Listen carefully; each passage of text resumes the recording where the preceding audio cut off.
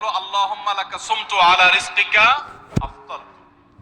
এটাও হাদিসে বর্ণিত হয়েছে, কিন্তু হাদিসের সনদ নিয়ে অনেকেই কোনটা নিয়ে আলাপ তুলেছেন, প্রশ্ন তুলেছেন। আল্লাহুম্মা লাকা সুমতু মানে হলো, হে আল্লাহ আপনার উদ্দেশ্যে রোজা রেখেছি, ওয়া আলা রিজকিকা আফতারতু এবং আপনার দেওয়া রিজিক দিয়ে ইফতার করেছি। আর ইফতারের আরেকটা দোয়া হলো যাহাবাজ জামা ওয়াবতাল্লাতিল উরুক ওয়া সাবাতাল আজরু ইনশাআল্লাহ। এটা একটা দোয়া। যদি এগুলো দোয়ামূলক নয়, আমরা দোয়া বলছি, এটা মূলত আল্লাহর কাছ থেকে একটা প্রত্যাশা। এর অর্থ হলো যাহাবাজ জামা, আমার পিপাসা দূর হয়ে গেছে। ওয়াবতাল্লাতিল উরুক, আমার শিরা উপশিরাগুলো সব সিক্ত হয়ে গেছে। ওয়া সাবাতাল আজরু ইনশাআল্লাহ, এবং আল্লাহ চাহেন তো এই রোজার বিনিময় আমার সাব্যস্ত হয়ে গেছে আল্লাহর কাছে, এটা স্থির হয়ে গেছে। এটা হলো ইফতারের দোয়া। ইফতারের দোয়াটা কি ইফতারের আগে করব না পরে করব? ইফতারের দোয়াটা যারা ইফতারের আগে করার পক্ষে তারা হাত তোলেন। অল্প সংখ্যক মানুষ। আর বাকিরা সবাই কি পরের পক্ষে না মাঝখানের পক্ষেও আছেন লোক? সব পরের। মাশাআল্লাহ, সব সূক্ষ্ম সূক্ষ্ম মাসআলা দেখি গাবতলী মানুষ জানে, মাশাআল্লাহ, অনেক অগ্রসর দেখা যায়। আল্লাহ আমাদের সবাইকে দ্বীনের জন্য কবুল এবং মঞ্জুর করুন, মাশাআল্লাহ। ভাইরা আমার, ইফতারের দোয়াটা ইফতারের পরে করতে হয়, যেটা বেশিরভাগ মানুষ জানে না। কিন্তু আমি অবাক হলাম যে এখানে বেশিরভাগ মানুষ আপনারা জানেন, মাশাআল্লাহ, নলেজেবল মানুষ, বোঝা গেছে। ইফতারের দোয়ার অর্থের দিকে তাকালেই তো বোঝা যায় এটা আগে না পরে। দোয়ার অর্থের মধ্যে তাকালে আমরা দেখতে পাচ্ছি যে আল্লাহ শিরা উপশিরা সিক্ত হয়ে গেছে, পিপাসা দূর হয়ে গেছে, এগুলো তো ইফতারের পরেই হয়। অবশ্য আমি অর্থ আগে বলে দিছি, সেটা দেখে হয়তো আপনারা অনেকে বুঝে ফেলছেন, মাশাআল্লাহ। তো যাই হোক, ইফতারের শুরুতে বিসমিল্লাহ বলে ইফতার করব, আর শেষে এই দোয়া পড়বো। আল্লাহ আমাদেরকে আমলের তৌফিক দান করুন। 9 নম্বর হলো সাহরি এবং ইফতারে খেজুর খাওয়া। খেজুর দিয়ে সাহরি ইফতার করা। ইফতারে আপনি অন্য যা খান না খান, খেজুর দিয়ে খাবেন। নবী সাল্লাল্লাহু আলাইহি সাল্লাম আদা পাকা আদা খেজুর দিয়ে ইফতার করতেন, যেটাকে রোতাব বলা হয়। আর যদি সেটা না পাওয়া যেত, সাধারণ যে কোনো খেজুর, সেটাও না পাওয়া গেলে একটু পানি খেয়ে তারপর তিনি ইফতার করতেন। আমরা ইফতারে খেজুর খেতে হয় সুন্নাহ, এটা আমরা জানি, কিন্তু যেটা জানি না সেটা হলো সাহরিতে খেজুর খাওয়া। ভোর রাতে সাহরিতে খেজুর খাওয়া সুন্নত। এটা আগে কে কে জানতেন? হাত তোলেন। আগে জানতেন, মাশাআল্লাহ, হাত নামান। গত বছর রমজানে সাহরিতে ভাত তরকারি যাই খাইছেন না খাইছেন, একটা হলো খেজুর খাইছেন, কারা কারা হাত তোলেন? মাশাআল্লাহ, এদিকে সব আমল করা মানুষ, মাশাআল্লাহ। তাহলে তার ওয়াজ টোয়াজের কোনো দরকার নাই। এত নলেজেবল মানুষ, এত আমলদার মানুষ যদি এলাকায় থাকে, তাহলে ওয়াজের দরকারটা কি? আল্লাহ আমাদের সবাইকে আমলের তৌফিক দান করুন। ভাইরা আমার, ইফতারে খেজুর খাওয়া যেমন সুন্নাত, সাহরিতেও খেজুর খাওয়া সুন্নাত, কিন্তু খেজুর খাওয়া কোনো ফরজ ওয়াজিব না। খেজুরের দাম বেশি হয়ে গেছে, আপনি কিনতে অপারগ। যদি একটা খেজুরও পুরো রমজানে না খান, আপনার রোজার কোনো অসুবিধা হবে। তবে নবী সাল্লাল্লাহু আলাইহি সাল্লাম যেহেতু ইফতার এবং সাহরিতে খেজুর খেতেন, আর খেজুরে প্রচুর পরিমাণ সুগার আছে, উপকারী, যেটা মানুষের স্বাস্থ্যের জন্য উপকারী, প্রচুর পরিমাণ এনার্জি আছে, খাদ্য শক্তি আছে, সারাদিন রোজা রেখে আমাদের যে সুগারের ঘাটতি হয় সেটা পূরণ করার জন্য সহায়ক হয়। এই জন্য সাহরি এবং ইফতারে খেজুর খাওয়া এমনিতেও উপকারী। আর নবী সাল্লাল্লাহু আলাইহি সাল্লামের সুন্নাত, তিনি বলেছেন, নি'মা সাহুরুল মুমিনি আত-তামার, ইমানদারের সাহরির আইটেমের মধ্যে সবচেয়ে বেস্ট, উত্তম হলো খেজুর।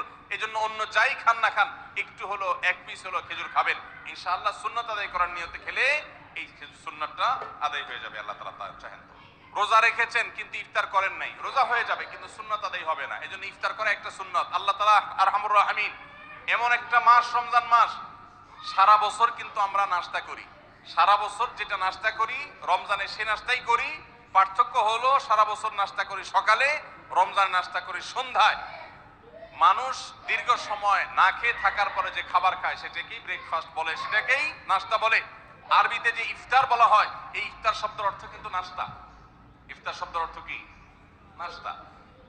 সারা বছর নাস্তা খেলে কোনো সওয়াব হবে, কিন্তু রমজান মাসে আপনি যদি সারাদিন, ইফতারে খেজুর খাওয়া যেমন সুন্নাত, সাহরিতেও খেজুর খাওয়া সুন্নাত, কিন্তু খেজুর খাওয়া কোনো ফরজ ওয়াজিব না। খেজুরের দাম বেশি হয়ে গেছে, আপনি কিনতে অপারগ। যদি একটা খেজুরও পুরো রমজানে না খান, আপনার রোজার কোনো অসুবিধা হবে। তবে নবী সাল্লাল্লাহু আলাইহি সাল্লাম যেহেতু ইফতার এবং সাহরিতে খেজুর খেতেন, আর খেজুরে প্রচুর পরিমাণ সুগার আছে, উপকারী, যেটা মানুষের স্বাস্থ্যের জন্য উপকারী, প্রচুর পরিমাণ এনার্জি আছে, খাদ্য শক্তি আছে, সারাদিন রোজা রেখে আমাদের যে সুগারের ঘাটতি হয় সেটা পূরণ করার জন্য সহায়ক হয়। এই জন্য সাহরি এবং ইফতারে খেজুর খাওয়া এমনিতেও উপকারী। আর নবী সাল্লাল্লাহু আলাইহি ওয়াসাল্লামের সুন্নাত, তিনি বলেছেন নি'মা সাহুরুল মুমিনি আত-তামার, ইমানদারের সাহারির আইটেমের মধ্যে সবচেয়ে বেস্ট উত্তম হলো খেজুর। এজন্য অন্য যাই খান না খান একটু হলো, এক পিস হলো খেজুর খাবেন, ইনশাআল্লাহ সুন্নাত আদায় করার নিয়তে খেলে এই সুন্নাতটা আদায় হয়ে যাবে। আল্লাহ তাআলা তা চাহেন। তো রোজা রেখেছেন কিন্তু ইফতার করেন নাই, রোজা হয়ে যাবে কিন্তু সুন্নাত আদায় হবে না। এজন্য ইফতার করা একটা সুন্নাত। আল্লাহ তাআলা আরহামুর রাহিমিন, এমন একটা মাস রমজান মাস, সারা বছর কিন্তু আমরা নাস্তা করি, সারা বছর যেটা নাস্তা করি রমজানে সে নাস্তাই করি। পার্থক্য হলো সারা বছর নাস্তা করি সকালে, রমজান নাস্তা করি সন্ধ্যায়। মানুষ দীর্ঘ সময় না খেয়ে থাকার পরে যে খাবার খায় সেটাকেই ব্রেকফাস্ট বলে, সেটাকেই নাস্তা বলে। আরবিতে যে ইফতার বলা হয়, এই ইফতার শব্দের অর্থ কিন্তু নাস্তা। ইফতার শব্দের অর্থ কি? নাস্তা। সারা বছর নাস্তা খেলে কোনো সওয়াব হবে, কিন্তু রমজান মাসে আপনি যদি সারাদিন উপবাস থাকার পর সন্ধ্যায় ব্রেকফাস্ট করেন অর্থাৎ ইফতার করেন, তাহলে আল্লাহ তাআলা আপনাকে সুন্নাত পালন করার সওয়াব দিবেন। আমল ইফতারটা একটু তাড়াতাড়ি করা। তাড়াতাড়ি করা মানে কি? সূর্য ডুবার 2-4 মিনিট আগে। কি বলেন? তাহলে তাড়াতাড়ি কেমনে হলো? তাড়াতাড়ি মানে হলো সূর্য ডুবার সাথে সাথে করা, বিলম্ব বা দেরি না করা। নবী করিম সাল্লাল্লাহু আলাইহি ওয়াসাল্লামের হাদিস আবারও আমরা স্মরণ করি, তিনি বলেছেন লা ইয়াজালুন নাসু বিখাইরিন মা আজ্জালুল ফুতুর ওয়া আখারুস সুহুর। এই মানুষ, এই উম্মত ততদিন কল্যাণের উপরে প্রতিষ্ঠিত থাকবে যতদিন তারা ইফতার তাড়াতাড়ি করবে আর সাহরি দেরিতে করবে। ইফতার তাড়াতাড়ি করা এর মানে হলো সূর্য ডুবছে আর দেরি করবেন না। শিয়ারা এবং ইহুদিরা, তাদের মধ্যে রোজা আছে, ফাস্টিং আছে, তারা সেই রোজায় ইফতার করে হলো চতুর্দিক অন্ধকার হয়ে যাওয়ার পর, সূর্য ডুবার পর পর ইফতার করে না। তো এই জন্য নবী সাল্লাল্লাহু আলাইহি ওয়াসাল্লামের আদর্শ হলো তার বিপরীত, অর্থাৎ সূর্য ডুবার পর পর ইফতার করে ফেলা, অতিরিক্ত বিলম্ব না করা। আল্লাহ আমাদেরকে আমলের তৌফিক দান করুন। রমজান মাসে রোজা রেখে আমরা বেশি বেশি দোয়া করব। চলতে ফিরতে উঠতে বসতে দোয়া করতে পারেন। আমাদের মায়েরা অনেকে শুনছেন আমাকে, রমজান মাসে আপনি গৃহস্থলী কাজ করছেন, রান্না বাড়া করছেন, ঘর ঝাড়ু দিচ্ছেন, আর মনে মনে আল্লাহর সাথে কথা বলেন। দোয়া মানে আল্লাহর সাথে কথোপকথন। আল্লাহ আপনি আমাকে মাফ করে দেন, আমার বাবাকে মাকে মাফ করে দেন, সন্তানগুলোকে হেদায়েত দান করেন, চোখের পানি ফেলেন। নিয়মতান্ত্রিক দোয়া, বসে বসে হাত তুলে দোয়া করবেন কিবলামুখী হয়ে। আবার চলতে ফিরতে উঠতে বসতে, এমনকি ওযু নাই সে অবস্থায় দোয়া করবেন। নবী সাল্লাল্লাহু আলাইহি ওয়াসাল্লাম বলেছেন 3 ব্যক্তির দোয়া ফিরিয়ে দেওয়া হয় না। কয় ব্যক্তির দোয়া? সালাতুন লা তুরাদ্দু দাওয়াতুহুম, 3 শ্রেণী মানুষের দোয়া ফিরিয়ে দেওয়া হয় না। এর ভিতরে এক শ্রেণী হলেন মাজলুম, কারোর জুলুমের শিকার হয়েছে এই ব্যক্তি।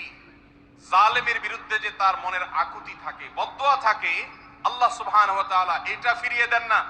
এইজন্য পৃথিবীর ইতিহাসের কোন জালিম আপনি দেখাতে পারবেন না যেই জালিমকে আল্লাহ ছেড়ে দিয়েছেন, আল্লাহ ছাড় দিয়েছেন কিন্তু চূড়ান্ত ভাবে ছেড়ে দিয়েছেন, এমন কোন জালিম আপনি দেখাতে পারবেন না।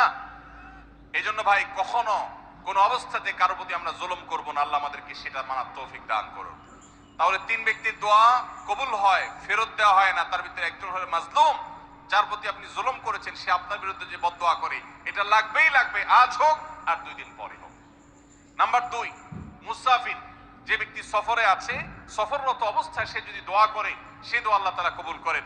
3 নম্বর হলো রোজাদার ব্যক্তি, as-সাইম হাত্তা ইফতির, রোজাদার ব্যক্তি সারাদিন ভর রোজা করলে ইফতার রাগ পর্যন্ত, সারাদিন দোয়া করলে ইফতার রাগ পর্যন্ত তার দোয়া কবুল হয়। এই জন্য রোজা রেখে আমরা বেশি বেশি আল্লাহর কাছে দোয়া করবো ইনশাআল্লাহ।